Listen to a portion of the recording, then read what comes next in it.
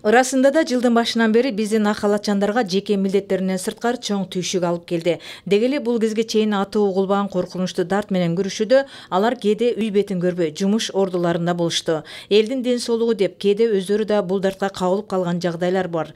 Мына ушуларды эске алган областтык филармониянын жамааты кеңири программада концерт даярдап, ден соолук сакчыларынын жаңы жыл алдындагы маанайын көтөрүү үчүн келишти.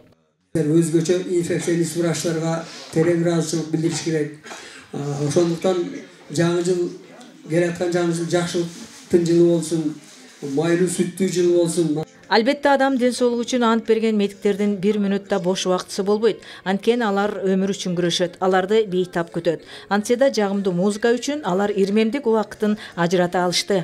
Маданият кызматкерлери мына пандемия башталгандан бери мына 3-чү жолу бизге концерт коюп атышат. Пандемия маалында уже 2 жолу концерт коюшту.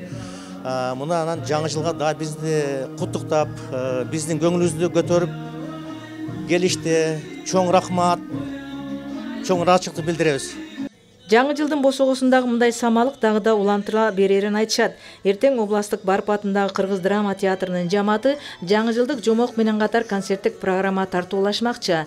Biz bu жаңы жылды эле куттуктаган эмес, негизи мына жыл бою ошо пандемияга каршы күрөшүп, алдыңкы фронттун алдыңкы катарына турган врачтарды ушул моралдык жактан жан дүйнөсүн бир колдоп коелу деп келип отурабыз. Мындан 2-3 ай мурун дагы бир жакшы маанай тарткылайлы деп, таңкы маанай деп эртең менен ишке келатканда саат 6-да келип таңга малып тосуп алганбыз бир дестелер менен.